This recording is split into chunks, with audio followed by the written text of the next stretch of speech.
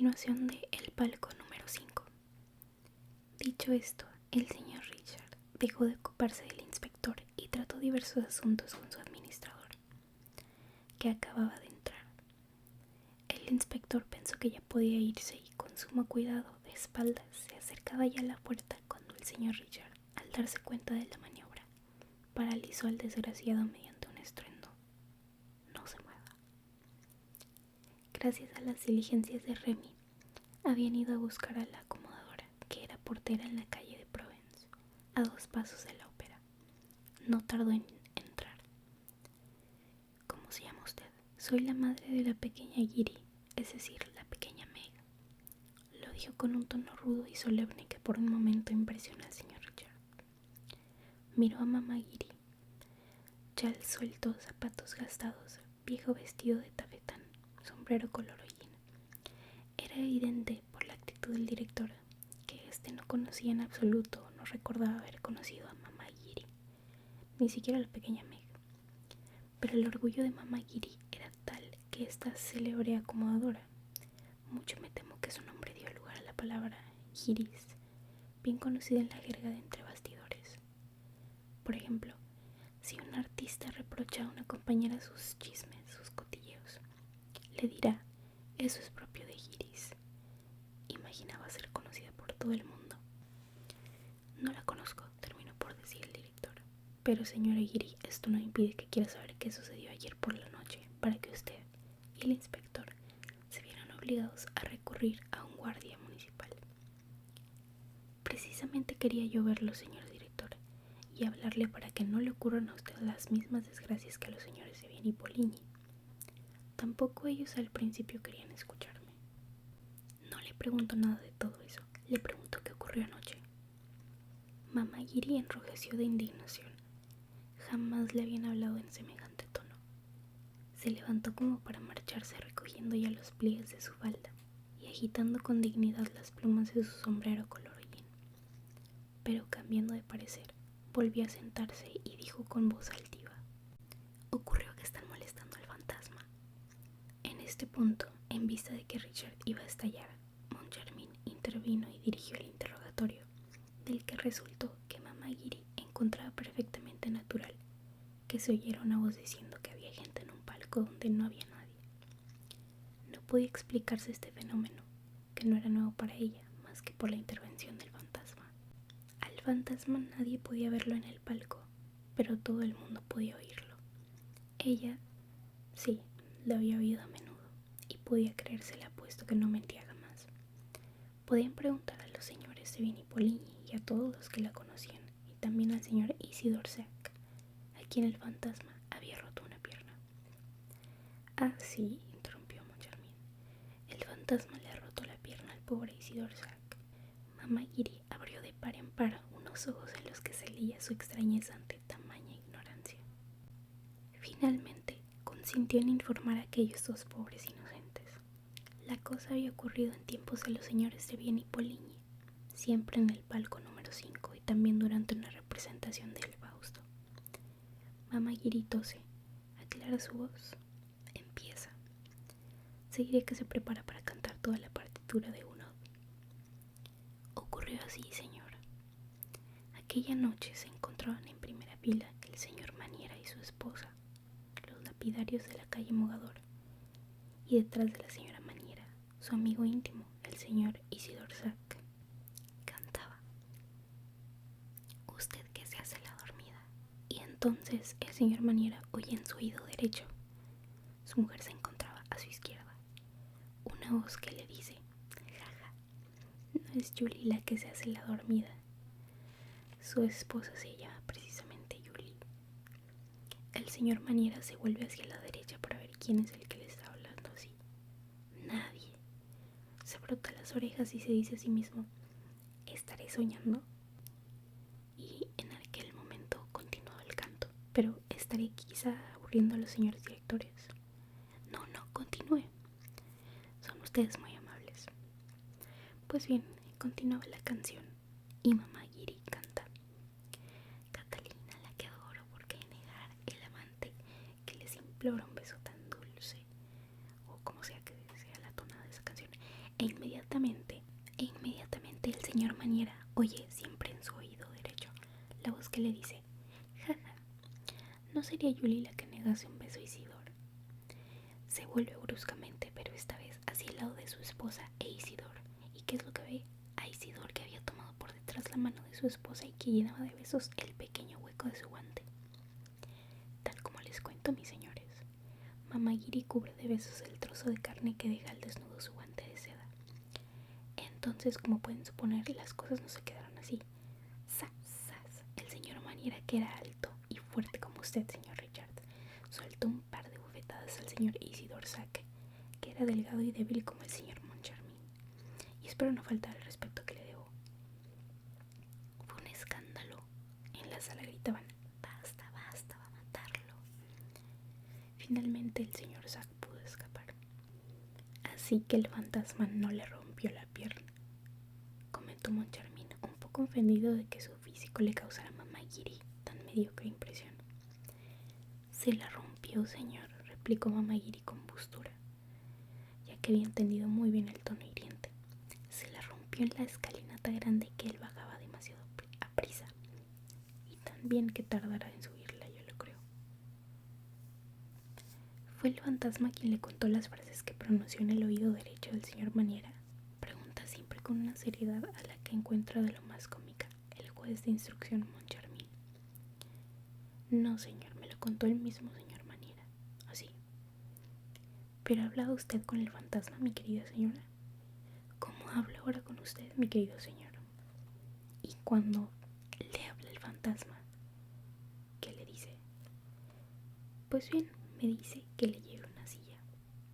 Con estas palabras pronunciadas solemnemente, el rostro de Mamá Giri se volvió de mármol amarillo, veteado por estrías rojas como el de las columnas que sostienen la escalinata principal y el que se llama mármol sarrancolín. Esta vez Richard se echó a reír, coreado por Moncharmin y por el secretario Remy, pero escarmentado por la experiencia, el inspector no reía. Apoyado en la pared se preguntaba, manoseando febrilmente sus llaves en el bolsillo, cómo iba a terminar aquella historia. Y cuanto más altanero era el tono de Mamá Giri, más temía la cólera del director. Pero ante la hilaridad de los directores, la señora se atrevía a volverse amenazadora. Amenazadora de verdad. En lugar de reírse del fantasma, exclamó indignada, harían ustedes mejor haciendo como el señor Polini, quien se dio cuenta por sí mismo. ¿Se dio cuenta de qué?, pregunta Moncharmin, que nunca se había divertido tanto. Del fantasma. ¿De qué va a ser? Miren ustedes. Se calma de repente, ya que juzga que el momento es grave. Miren ustedes. Me acuerdo como si fuera ayer. En aquella ocasión tocaban La Judía. El señor Polini había querido asistir él solo a la representación en el palco del fantasma. La señora Krauss había conseguido un éxito loco. Acababa de cantar, como ustedes saben, la parte del segundo acto. Mamá Giri canta a media voz: cerca aquel que amo, quiero vivir y morir, y la misma muerte no nos puede desunir. Bien me acuerdo, reconoce con una sonrisa desalentadora el señor Moncharmin. Pero Mamá Giri continúa a media voz, haciendo balancear la pluma de su sombrero color hollín. Marchemos aquí en los cielos, la misma suerte ahora nos espera a los dos. Sí, lo sabemos, repite Richard, impaciente de nuevo. ¿Y entonces qué más? Y entonces sigue el momento en que Leopoldo exclama: huyamos, ¿no es cierto? Y cuando Eleazar los detiene preguntándoles a dónde corren. Pues bien, precisamente en ese momento, el señor Polini, al que observaba desde el fondo de un palco de al lado, que se había quedado libre, se levantó de golpe y salió rígido como una estatua. No tuve tiempo más que para preguntarle como Eleazar: ¿a dónde va usted? Pero no me contestó y estaba más pálido que un muerto. Lo miré bajar la acera, pero no fue él quien se rompió la pierna.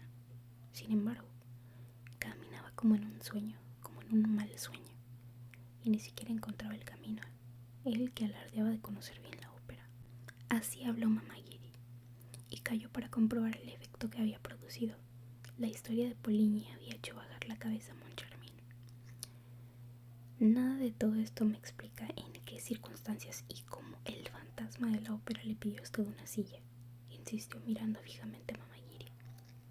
Pues bien, a partir de aquella noche, ya que a partir de aquella noche dejaron por fin tranquilo al fantasma, ya no intentaron sacarle su palco. Los señores Vivian y Poligny dieron órdenes para que se lo reservasen en todas las funciones. Entonces, cuando llegaba, me pedía su silla. Uy, ¿un fantasma que pide una silla? ¿Es acaso una mujer su fantasma?, preguntó Moncharmin. No, el fantasma es un hombre. ¿Cómo lo sabe usted? Tiene voz de hombre. No, una voz de hombre muy suave. Le diré cómo ocurren las cosas. Cuando viene a la ópera, suele llegar hacia la mitad del primer acto. Da 3 golpecitos secos en la puerta del palco número 5.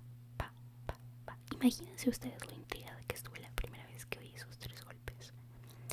Pues sabía perfectamente que aún no había nadie en el palco.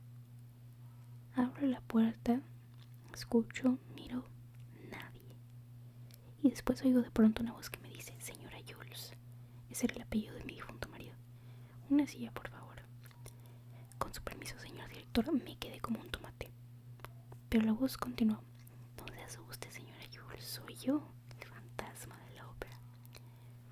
Miré hacia donde venía la voz, que por otra parte era tan amable y tan acogedora que casi no me daba miedo.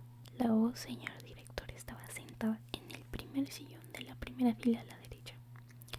Aunque no hubiera nadie en el sillón, habría podido jurar que había alguien ahí y que hablaba, y le aseguro, alguien muy bien educado. ¿Estaba ocupado el palco a la derecha del palco número 5? Preguntó Moncharmin. No. El palco número 7, al igual que el palco número 3 a la izquierda, no estaban aún ocupados. El espectáculo acaba de comenzar. ¿Y qué hizo usted? Pues bien, le traje la banqueta. Evidentemente no era para él, para quien pedía una silla. Era para su dama. Pero a ella no la he oído ni visto jamás. ¿Qué? ¿Cómo? Ahora resulta que el fantasma tenía esposa. La doble mirada de los señores Moncharmin y Richard pasó de Mamagiri al inspector, que detrás de la acomodadora agitaba los brazos con el deseo de hacer recaer sobre él la atención de sus jefes. Con aire desolado se golpeaba la frente con el índice para dar a entender a los directores que mamá Jules estaba completamente loca. Pantomima que convenció definitivamente a Richard a prescindir del inspector, que mantenía su servicio aún alucinada. La buena mujer continuaba dedicada por entero a su fantasma, alabando ahora su generosidad. Al final del espectáculo me da siempre una moneda de 40 sous, a veces incluso 100 sous, y otras hasta 10 francos cuando ha pasado varios días sin venir. Desgraciadamente, desde que han empezado a importunarlo, no me da absolutamente nada. Perdón, mi querida señora, perdón, pero ¿cómo se las arregla el fantasma para darle sus 40 sous?, interroga Moncharmin, que había nacido curioso. Va, los deja sobre la mesita del palco. Los encuentro allí junto con el programa que siempre le traigo. Hay tardes en las que encuentro incluso flores en mi palco. Una rosa que habrá caído del escote de su dama. Estoy segura de que viene alguna vez con una señora, porque un día olvidaron un abanico. Ajá, ¿con que el fantasma olvidó un abanico? ¿Y qué hizo usted con él? Pues bien, se lo devolví a la primera oportunidad. Aquí se dejó oír la voz del inspector. No ha seguido usted el reglamento, señora Giri. Le pondré una multa. Cállese, imbécil. Voz debajo de Firmin Richard. ¿Le llevó usted el abanico? ¿Y entonces se lo llevaron, señor director? No volví a encontrarlo al final del espectáculo. La prueba está en que dejaron en su lugar una caja de bombones ingleses, de esos que me gustan tanto, señor director. Es una de las amabilidades del fantasma. Está bien, señora Giri, puede usted retirarse. Después de que mamá Giri hubo saludado respetuosamente, no sin cierta dignidad, que jamás la abandonaba, a los 2 directores, estos comunicaron al inspector que estaban decididos a prescindir de los servicios de esa vieja loca, y despidieron al señor inspector.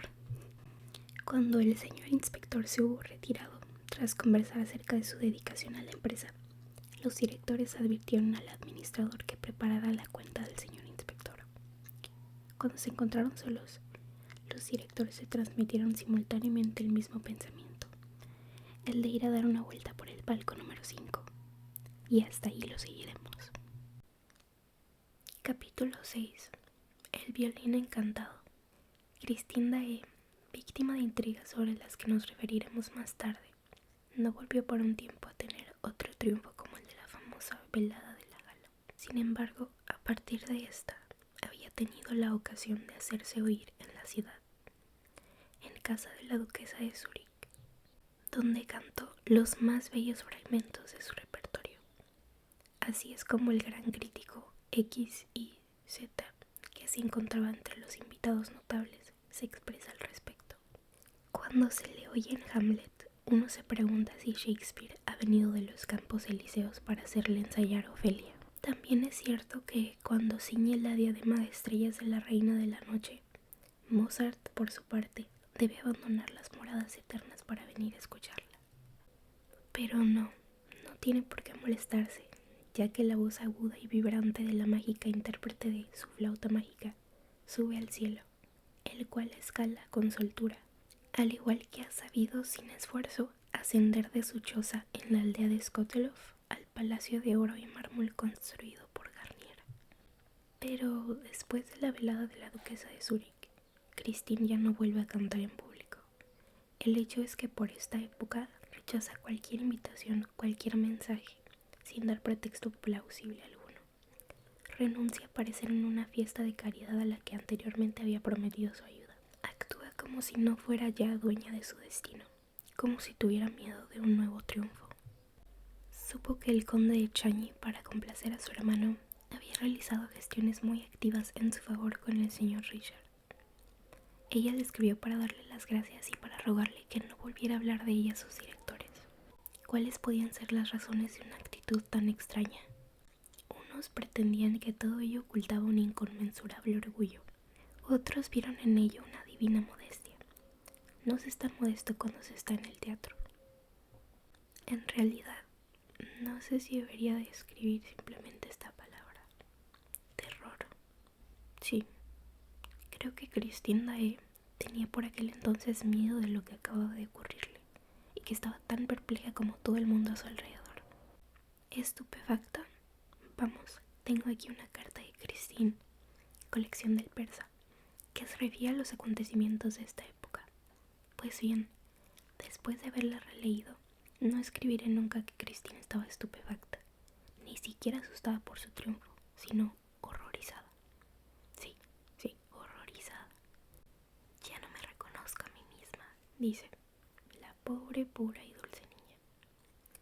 No se dejaba ver en ninguna parte, y el vizconde de Chagny intentó en vano cruzarse en su camino. Le escribió para pedirle permiso para visitarla en su casa, y ya había perdido la esperanza de recibir una respuesta, cuando una mañana ella le hizo llegar la siguiente nota. Señor, no he olvidado al niño que fue a buscar mi chala al mar.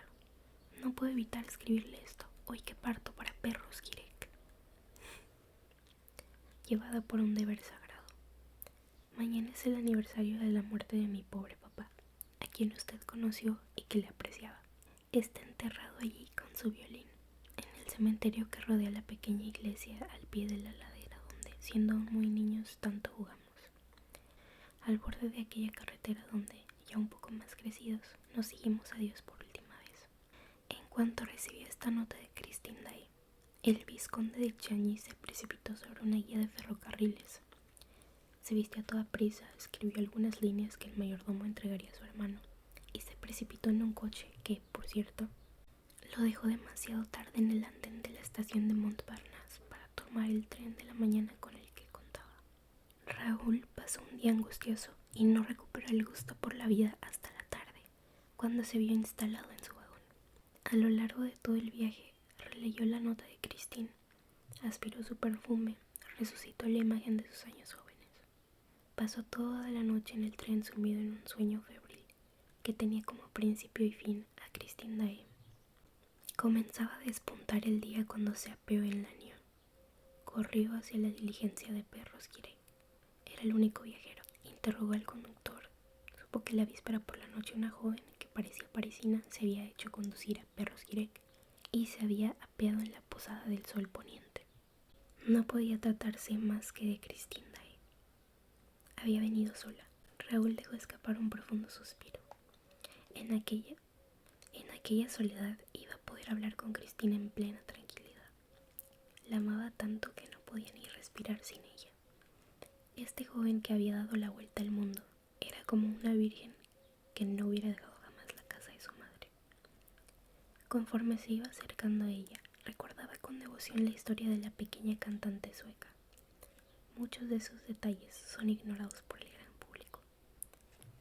Había una vez, en una pequeña aldea de los alrededores de Uppsala, un campesino que vivía allí con su familia, cultivando la tierra durante la semana y cantando en el coro los domingos. Este campesino tenía una hija pequeña a la que enseñó a descifrar el alfabeto musical mucho antes de que aprendiera a leer. Papá Dae era, sin darse quizá muy bien cuenta, un gran músico.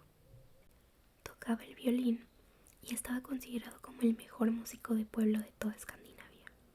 Su reputación se extendía por los alrededores y la gente seguiría siempre a él para hacer bailar a las parejas en las bodas y en las fiestas. La señora Dae, paralítica, murió cuando Christine tenía 6 años. Inmediatamente el padre, que no quería más que a su hija y a su música, vendió las pocas tierras que tenía y se marchó a Uppsala en busca de gloria y fama. No encontró más que miseria. Entonces volvió al campo, yendo de feria en feria, tocando sus melodías escandinavas, mientras su hija, que no le abandonaba jamás, le escuchaba con éxtasis o la acompañaba cantando. Un día en la feria de Limby, el profesor Valerius los oyó y se los llevó a Gotemburgo. Pretendía que el padre era el mejor violinista del mundo y que la hija tenía pasta de gran artista. Se procedió a la educación y la instrucción de la niña. En todas partes deslumbraba a todos por su belleza, su gracia y su afán de esmero y de bien hacer. Su evolución era rápida. Entretanto, el profesor Valerius y su mujer se vieron obligados a venir a instalarse en Francia. Trajeron con ellos a Dae y a Christine. La señora Valerius trataba a Christine como a su hija. En cuanto al buen hombre, comenzaba ya a languidecer añorando su tierra. En París no salía jamás. Vivía en una especie de sueño que entretenía con su violín. Durante horas enteras se encerraba en su habitación con su hija y se les oía tocar el violín y cantar, con mucha dulzura, con mucha dulzura. A veces la señora Valerius venía a escucharlos detrás de la puerta. Dejaba escapar un profundo suspiro, se enjugaba una lágrima y volvía a marcharse de puntillas. También ella sentía la nostalgia de su cielo escandinavo.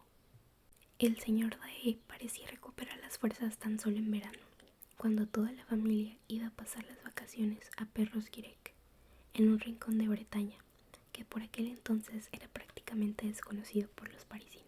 Le gustaba mucho el mar de esta comarca, en el que reencontraba, decía, el mismo color de su tierra, y a menudo en la playa tocaba sus baladas más dolientes, pretendiendo que el mar callaba para escucharlas. Además, tanto había suplicado a la señora Valerius que ésta había cedido a otro capricho del viejo violinista del pueblo.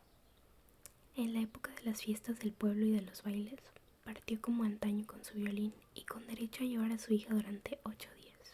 Nadie se cansaba de escucharlos. Derramaban armonía para todo el año en las más pequeñas aldeas y dormían por las noches en granjas, rehusando la cama de albergue, apretándose en la paja uno contra otro como en los tiempos de su miseria en Suecia. Sin embargo, bastante bien vestidos, rehusaban los shows que les ofrecían y no pedían nada, y la gente a su alrededor no entendía nada de la conducta de aquel violinista, que recorría los caminos con aquella hermosa niña que cantaba tan bien que uno creía escuchar a un ángel del paraíso. Lo seguía de pueblo en pueblo. Un día, un muchacho de la ciudad que se encontraba en la región con su institutriz obligó a ésta a recorrer un largo camino porque no se decidía a abandonar a aquella niña, cuya voz tan dulce y tan pura parecía haberlo encadenado. Llegaron de este modo al borde de una cala a la que aún se llama Trestó. Por aquellos tiempos no había en aquel lugar más que el cielo, el mar y la playa dorada, y sobre todo había un fuerte viento que arrastró el chal de Christine al mar. Christine lanzó un grito y estiró los brazos, pero el chal se encontraba ya lejos sobre las olas. Entonces oyó una voz que le decía: «No se preocupe, señorita. No se preocupe, señorita, yo iré a buscar su chal al mar». Y vio a un niño que corría, que corría pese a las protestas indignadas de una buena mujer toda vestida de negro. El niño penetró en el mar vestido y le trajo su chal. Tanto el niño como el chal se encontraban en lamentable estado. La mujer de negro no podía calmarse, pero Christine reía con ganas y besó al pequeño. Era el vizconde Raúl de Chagny. Vivía entonces con su tía en Lannion. Durante el verano volvieron a verse casi todos los días y jugaron juntos. Debido a la solicitud de la tía y a la intervención del profesor Valerius, el bueno de Dae accedió a dar clases de violín al joven vizconde. De este modo, Raúl aprendió a apreciar las mismas melodías que habían encantado la infancia de Christine. Tenían aproximadamente el mismo tipo de alma soñadora y tranquila. No gustaban más que de los cuentos de viejos condes bretones, y su juego preferido consistía en ir a buscarlos en los umbrales de las puertas, como si fueran mendigos. Señora, querido señor, ¿no sabe usted alguna historia para contarnos, por favor? Y rara vez no se les daba algo. ¿Qué vieja bretona no ha visto, aunque solo sea una vez en su vida, bailar los corrigans sobre los brezos al claro de la luna? Pero su gran fiesta era cuando hacia el crepúsculo, en la inmensa paz de la tarde, después de la puesta del sol en el mar, el padre Dae venía a sentarse a su lado al borde del camino y les contaba en voz baja, como si temiera asustar a los fantasmas que invocaba, las hermosas, dulces o terribles leyendas de los países del norte. Unas veces eran tan bellas como los cuentos de Andersen, otras tristes como los cantos del gran poeta Runeberg. Cuando él callaba, los dos muchachos decían, otra. Había una historia que comenzaba así. Un rey estaba sentado en una barquita sobre una de esas aguas tranquilas y profundas que se abren, al igual que un ojo brillante, en medio de los montes de Noruega. Y otra decía, la pequeña Lot pensaba al mismo tiempo en todo y en nada. Pájaro de estío, planeaba entre los dorados rayos del sol, llevando en sus rubios rizos su corona primaveral. Su alma era tan clara, tan azul como su mirada. Mimaba a su madre y era fiel a su muñeca. Cuidaba enormemente su vestido, sus zapatos rojos y su violín, pero sobre todas las cosas le agradaba escuchar, adormeciéndose, al ángel de la música. Mientras el buen hombre decía estas cosas, Raúl miraba los ojos azules y la cabellera dorada de Christine, y Christine pensaba que la pequeña Lot era muy feliz de poder escuchar al dormirse al ángel de la música. No había cuentos narrados por Dae en los que no interviniese el ángel de la música, y los niños no le pedían explicaciones interminables acerca de él. Dae pretendía que todos los grandes músicos, todos los grandes artistas recibían por lo menos una vez en su vida la visita del ángel de la música. Alguna vez el ángel se había inclinado sobre sus cunas, como le sucedió a la pequeña Lot. Por eso existen pequeños prodigios que tocan el violín a los 6 años mejor que hombres de 50. Lo cual me dirán es algo absolutamente extraordinario. A veces el ángel viene mucho más tarde porque los niños no son buenos y no quieren aprender el método y descuidan las escalas. Otras veces el ángel no acude nunca porque no se tiene el corazón puro ni la conciencia tranquila. Jamás se ve al ángel, pero se deja oír por las almas predestinadas. Con frecuencia llega cuando menos lo esperan, cuando están tristes y desanimados. Entonces el oído distingue de pronto armonías celestes, una voz divina, y se recuerdan de ella toda la vida. Aquellas personas que han sido visitadas por el ángel quedan como inflamadas, vibran con un temblor que el resto de los mortales ignora. Gozan del privilegio de no poder tocar un instrumento o abrir la boca para cantar sin producir sonidos que, dada su belleza, llenan de vergüenza a todos los demás sonidos humanos.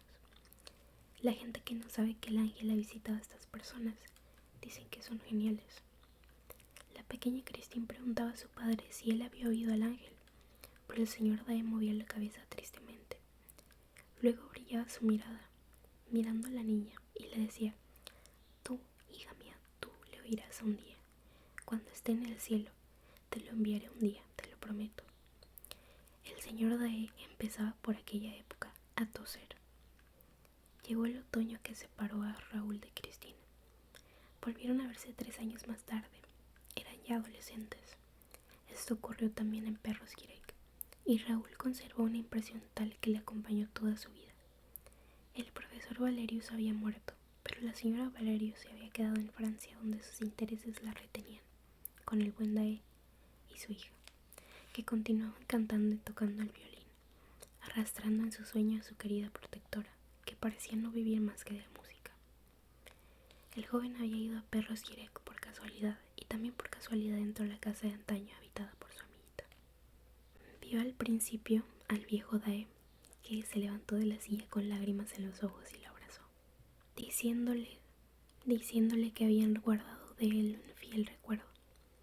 De hecho, no había pasado un día sin que Cristina hablara de Raúl. El viejo continuaba hablando cuando la puerta se abrió y, encantadora y presurosa, la joven entró llevando en una bandeja el té humeante. Reconoció a Raúl y dejó la bandeja. Una ligera llama se extendió sobre su rostro encantador. Se mantenía vacilante, callada. El padre los miraba a los dos. Raúl se acercó a la joven y la abrazó al tiempo que le daba un beso que ella no evitó. Le hizo algunas preguntas, cumplió muy bien en su papel de anfitriona. Volvió a tomar la bandeja y abandonó la habitación. Después fue a refugiarse en un banco en la soledad del jardín. Experimentaba sentimientos que agitaban su corazón adolescente por primera vez. Raúl vino a su encuentro y charlaron con cierto pudor hasta la noche. Habían cambiado completamente. Ya no reconocían a sus personajes, que parecían haber adquirido una importancia considerable. Eran tan prudentes como diplomáticos y se contaban cosas que no tenían nada que ver con su naciente de sentimientos. Cuando se separaron, al lado de la carretera, Raúl dijo a Christine, al tiempo que depositaba un correctísimo beso en su mano temblorosa: «Señorita, no lo olvidaré nunca», y se marchó lamentando estas palabras, consciente de que Christine Dae no podía ser la esposa del vizconde de Chagny. En cuanto a Christine, fue a buscar a su padre y le dijo: «¿No te parece que Raúl ya no es tan amable como antes? Ya no lo quiero». E intentó no pensar más en él. Lo lograba con bastante dificultad y se volcó en su arte, que le ocupaba todo su tiempo. Sus progresos eran maravillosos. Los que la escuchaban le predecían que sería el artista más importante del mundo. Pero entre tanto murió su padre y de golpe ella pareció perder con él su voz, su alma y su genio. Le quedaba aún talento suficiente para ingresar en el conservatorio, pero solo suficiente. No destacó jamás. Siguió las clases sin entusiasmo y obtuvo un premio simplemente para complacer a la anciana señora Valerius, con la que continuaba viviendo. La primera vez que Raúl había visto a Cristina en la ópera, había quedado prendado por la belleza de la joven y por la evocación de las dulces imágenes de antaño, pero sorprendido de su falta de genio. Parecía ajena a todo. Volvió para escucharla. La siguió por los corredores. La esperó detrás de un montante. Intentó llamar su atención. Más de una vez la acompañó hasta la puerta de su camerino, pero ella no lo veía. Parecía, por lo demás, no ver a nadie. Era la viva imagen de la indiferencia. Raúl sufrió por ello porque era bella. Él era tímido y no se atrevía a confesarse a sí mismo que la amaba. Además, ocurrió el imprevisto de la velada de la gala. Los cielos desgarrados, una voz de ángel que se dejaba oír en la tierra para el placer de los hombres y su corazón consumido. Además estaba aquella voz de hombre detrás de la puerta: «Es preciso que me ames». Y nadie en el camerino. ¿Por qué se había reído cuando en el momento en que ella abría los ojos, él había dicho: «Soy el niño que fue a recoger su chal del mar»? ¿Por qué no la había reconocido y por qué le había escrito? Oh, qué larga es esta costa, qué larga. Aquí está el cruce de 3 caminos. Y la colina desierta, los brezales helados, el paisaje inmóvil bajo el cielo blanco. Los cristales tintinean, se rompen en los oídos. ¿Qué ruido hace esta diligencia que va tan despacio? Reconoce las casuchas, las cercas, las landas, los árboles del camino. Esta es la última curva de la carretera. Después bajarán bruscamente y llegarán al mar, a la gran bahía de Perros-Guirec. Así que ella se había apeado en la posada del sol poniente. Bueno, no hay otra. Y además está muy bien. Recuerda que en otros tiempos se contaban ahí historias maravillosas. ¿Cómo late su corazón? ¿Qué le dirá al verlo? La tía Trillard es la primera persona a quien ve al entrar en la vieja sala de ahumada de la posada. lo reconoce, lo saluda, le pregunta qué lo ha traído hacia ahí. Él se ruboriza y le dice que al ir a Lannion por negocios, decidió llegar hasta ahí para saludarla. Ella insiste en servirle el desayuno, pero él le dice, dentro de un rato. Parece esperar algo o alguien. La puerta se abre, él se pone en pie, no se ha equivocado, ella. Él quiere decir algo pero se contiene. Ella permanece ante él sonriendo, nada sorprendida. Su rostro está fresco y rosado como una fresa silvestre. Sin duda está excitada por haber caminado al aire libre. Su seno, en el que late un corazón sincero, se agita suavemente. Sus ojos, claros espejos de pálido azul, color de los lagos que sueñan inmóviles, allá en el norte del mundo.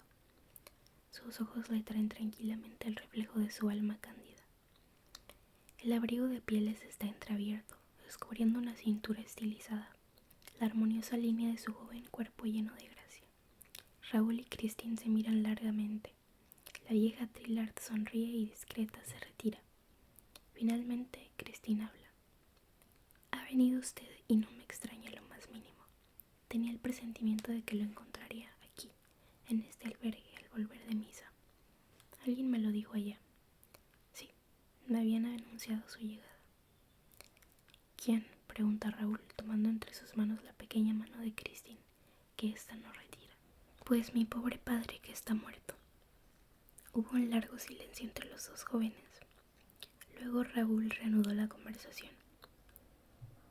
¿Acaso su padre le ha dicho que la amo, Christine, y que no puedo vivir sin usted?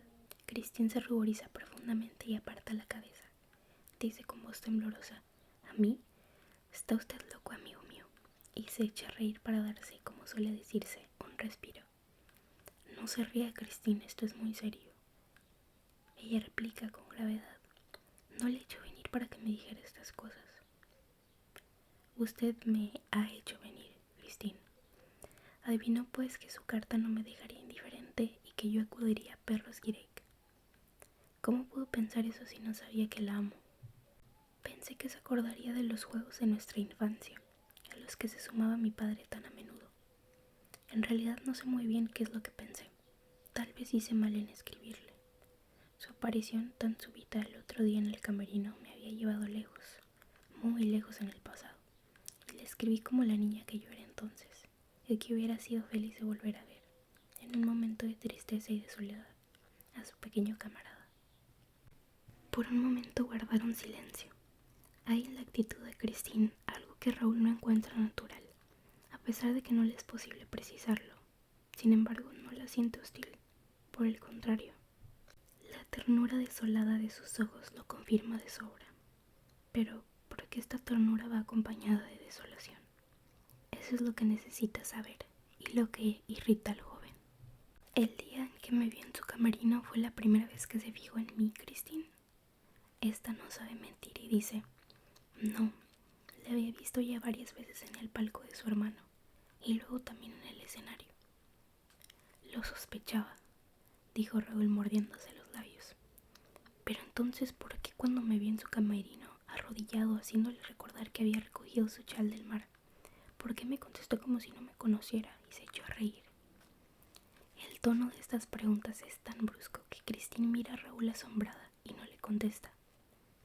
El mismo joven queda sorprendido de la situación que acaba de provocar en el mismo instante en que se había decidido hacer oír Christine palabras de ternura, amor y sumisión. Un marido, un amante que tiene todos los derechos, no hablaría de distinta manera a su mujer o a su querida si le hubiera ofendido. Pero, irritado de su propia torpeza y encontrándose estúpido, no ve más salida a esta ridícula situación que adopta de mostrarse odioso. No me contesta, exclama rencoroso y desdichado. Pues bien, voy a contestar yo por usted. Había en el camerino alguien que le estorbaba a Christine. Alguien en cuya presencia no quería revelar que podía usted interesarse en una persona que no fuera él. Si alguien me estorbaba, amigo mío, lo interrumpió Christine con acento glacial. Si alguien me estorbaba aquella noche, debía de ser usted. Pues es a usted a quien rechacé. Sí, para quedarse con el otro. ¿Qué dice usted, señor?, exclama la joven estremeciéndose. ¿Y de qué otro se trata? De aquel a quien usted dijo, yo no canto más que para usted. Esta noche le he entregado mi alma y estoy muerta. Cristina ha tomado el brazo de Raúl. Lo aprieta con una fuerza insospechada en una criatura tan frágil. Entonces escuchaba detrás de la puerta. Sí, porque la amo. Y lo oí todo. ¿Oyó qué? Y la joven, que extrañamente ha vuelto a calmarse, soltó el brazo de Raúl. Él le dijo: es preciso que me ames. Al oír estas palabras, una palidez cadavérica se extiende por el rostro de Cristina. Sus ojos se oscurecen. Vacila. Está a punto de caer. Raúl se precipita hacia ella, le tiende los brazos, pero ya Cristina ha vencido este desfallecimiento pasajero y susurra en voz baja, apenas perceptible: diga todo lo que oyó. Raúl la mira, vacila, no comprende nada de lo que pasa. Hable ya, ¿no ve que me está haciendo sufrir? Oí también lo que él le contestó, después de que usted le confesara que le había entregado su alma. Tu alma es extraordinariamente bella, hija mía, y te lo agradezco. No hubo emperador que revise un regalo como este. Esta noche han llorado los ángeles. Christine se ha llevado una mano al corazón. Clava la mirada en Raúl con emoción indescriptible. Es una mirada tan aguda, tan fija, que parece la de alguien que ha perdido el juicio.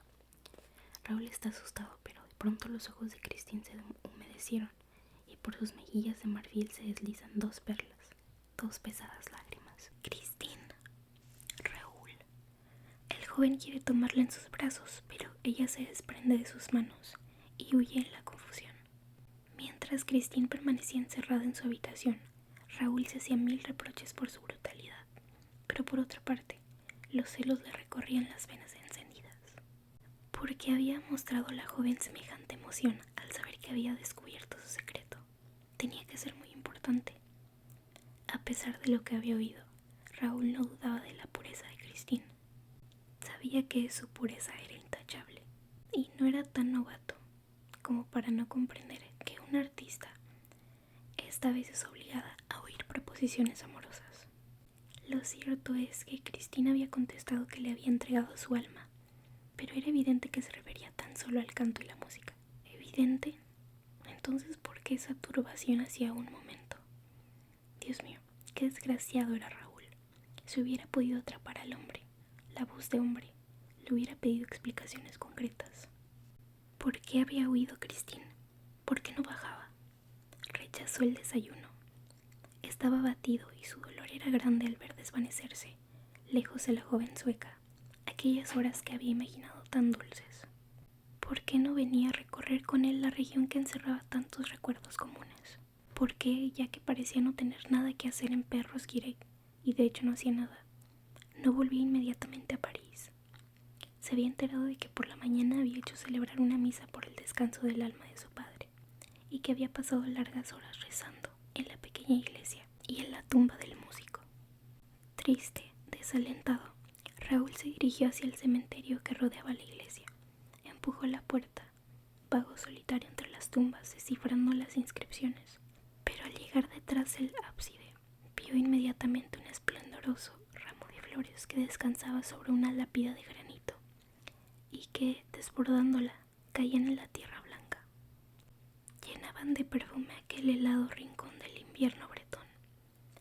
Eran milagrosas rosas rojas que parecían brotadas de la nieve aquella misma mañana.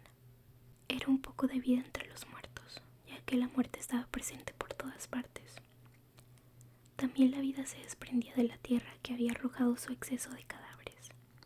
Esqueletos y calaveras se amontonaban a centenares contra el muro de la iglesia, retenidos únicamente por una fina alambrada que dejaba al descubierto todo el macabro edificio. Las calaveras, apiladas, alineadas como ladrillos, sujetas en los intervalos por huesos fuertes y limpiamente blanqueados, parecían formar el primer asentamiento sobre el que se habían levantado las paredes de la sacristía. La puerta de la sacristía se abría en medio de aquel osario, al igual que en muchas viejas iglesias bretonas. Raúl rezó por el alma de Dae. Luego, tristemente impresionado por esas sonrisas eternas que tienen las bocas de las calaveras, salió del cementerio, subió la colina y se sentó al borde de la landa que domina el mar. El viento se agitaba malignamente por los arenales, aullando bajo la pobre y tímida luz del día. Esta fue cediendo, desapareció y se convirtió tan solo en una raya lívida en el horizonte. Entonces el viento cayó. Había llegado la noche. Raúl se encontraba cercado por sombras heladas, pero no sentía el frío. Todos sus pensamientos vagaban por la colina desierta y desolada, todos sus recuerdos. Allí, en aquel lugar, había venido a menudo a la caída de la tarde con la pequeña Christine para ver danzar a los Corrigans, en el momento preciso en que salía la luna. Por lo que él se refiere, jamás las había visto. Sin embargo, tenía buena vista. Pero Christine, aun siendo un poco miope, pretendía haber visto a muchas. Sonrió a este recuerdo y luego de repente se estremeció. Una silueta muy concreta, pero que había llegado hasta allí sin que ningún ruido la anunciara. Una silueta de pie a su lado, decía: ¿cree que los Corrigans vendrán esta noche? Era Christine. Él quiso hablar. Ella le tapó la boca con su mano enguantada. Escúcheme, Raúl, estoy decidida a decirle algo grave, muy grave. Su voz temblaba. Él esperó. Ella volvió a hablar con algo de ahogo. ¿Se acuerda, Raúl, de la leyenda del ángel de la música? Claro que me acuerdo, dijo él. Me parece incluso que fue aquí donde su padre nos la contó por primera vez. Fue también aquí donde me dijo: cuando esté en el cielo te lo enviaré. Pues bien, Raúl, mi padre está en el cielo y yo he recibido la visita del ángel de la música. No lo dudo, contestó el joven con gravedad. Creía que su amiga en un arrebato piadoso mezclaba el recuerdo de su padre con el resplandor de su último triunfo. Christine pareció ligeramente extrañada de la sangre fría con la que el vizconde de Chagny se enteraba de que había recibido la visita del ángel de la música. ¿Cómo se lo explica, Raúl?, dijo inclinando su pálido rostro tan cerca del joven que éste pudo pensar que Christine iba a darle un beso, aunque ella solo quería leer, a pesar de la oscuridad, sus ojos. Creo, le respondió él, que una criatura humana no canta como cantó usted la otra noche sin que se dé un milagro, sin que el cielo no haya intervenido. No existe en la tierra maestro alguno que pueda enseñar semejantes tonalidades. ¿Usted ha oído al ángel de la música, Christine? Sí, dijo ella, en mi camerino. Es ahí donde me da sus lecciones diarias. El tono con el que dijo esto era tan penetrante y tan particular que Raúl la miró inquieto, como se mira una persona que dice una monstruosidad o que se aferra a alguna loca visión en la que cree con todas sus fuerzas, con todas las fuerzas de su pobre cerebro enfermo. Ahora se había echado hacia atrás. ¿En su camerino?, repitió como un estúpido eco. Sí, es ahí donde lo oigo, y no he sido la única en oírlo. ¿Quién más lo ha oído entonces, Christine? Usted, amigo mío. ¿Yo he oído el ángel de la música? Sí, la otra noche. Era él el que hablaba cuando usted escuchó detrás de la puerta de mi camerino. Fue él quien me dijo: es preciso que me ames. Pero yo creía ser la única en escuchar su voz. Imaginé pues mi sorpresa cuando esta mañana me he enterado de que usted también podía oírlo. Raúl se echó a reír a carcajadas y enseguida la noche se disipó en la colina desierta y los primeros rayos de la luna envolvieron a los jóvenes. Christine se había vuelto hacia Raúl con aire hostil. Sus ojos, por lo general tan dulces, relampagueaban. ¿De qué se ríe tanto?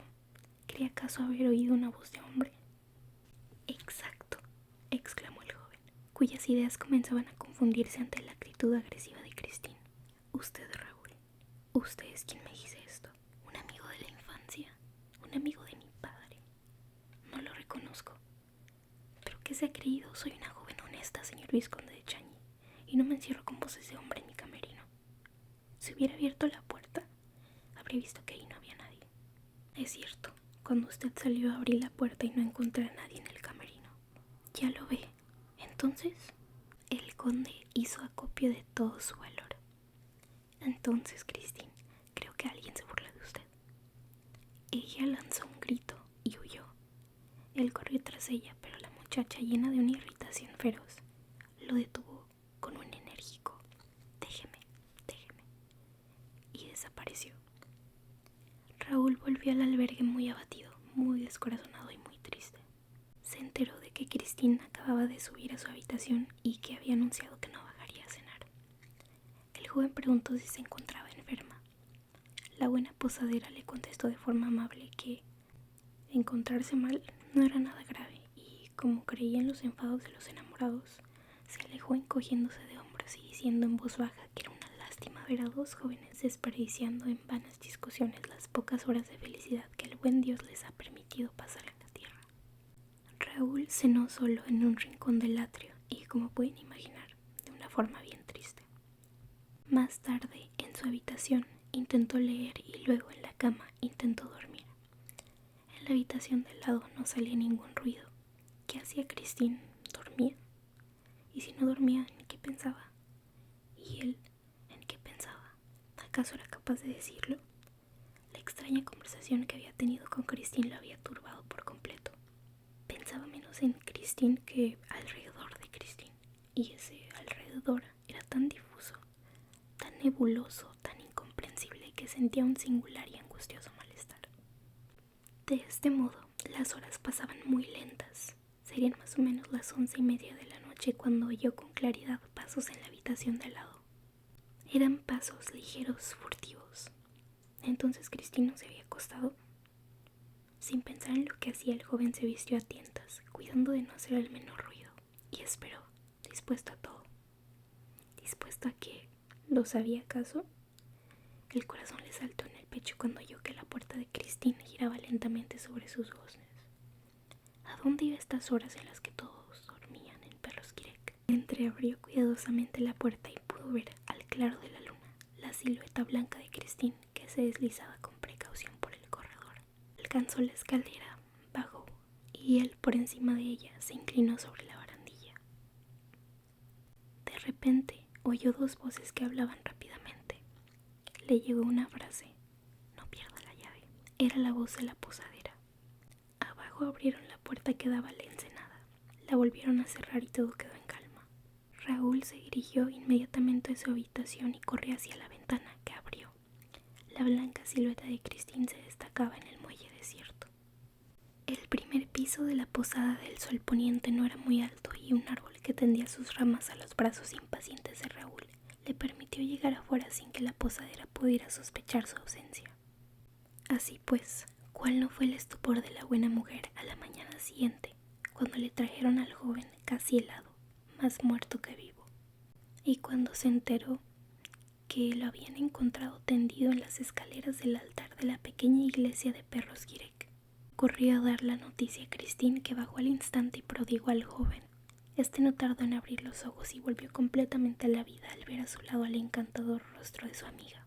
El comisario Mifroid tuvo ocasión unas semanas más tarde, cuando el drama de la ópera exigió la intervención de la policía, de interrogar al vizconde de Chagny acerca de los sucesos de la noche de Perros-Guirec. Y he aquí de qué forma fueron transcritos en las hojas del sumario. Signatura 150. Pregunta: ¿la señorita Dael lo vio bajar de su habitación por el curioso camino que usted eligió? No, señor, no. Sin embargo, la alcancé sin cuidar de ahogar el ruido de mis pasos. No quería entonces más que una cosa: que se volviera, me viera y me reconociera. Me decía que mi persecución era absolutamente incorrecta y que aquel tipo de espionaje era indigno de mí. Pero ella no pareció oírme y de hecho actuó como si yo no estuviera ahí. Abandonó con tranquilidad el muelle y después de repente subió rápidamente por el camino. El reloj de la iglesia acababa de dar las 12 menos cuarto y me pareció que el sonido de la hora le hacía enforzar la marcha, ya que empezó casi a correr. Llegó hacia la puerta del cementerio. ¿Estaba abierta la puerta del cementerio? Sí, señora. Eso me sorprendió, pero no pareció extrañar en lo más mínimo a la señorita Day. ¿No había nadie en el cementerio? No había nadie. Si hubiera habido alguien, lo habría visto. La luz de la luna deslumbraba y la nieve que recubría la tierra al reflejar sus rayos hacía aún más clara la noche. ¿No era posible que hubiera alguien escondido detrás de las tumbas?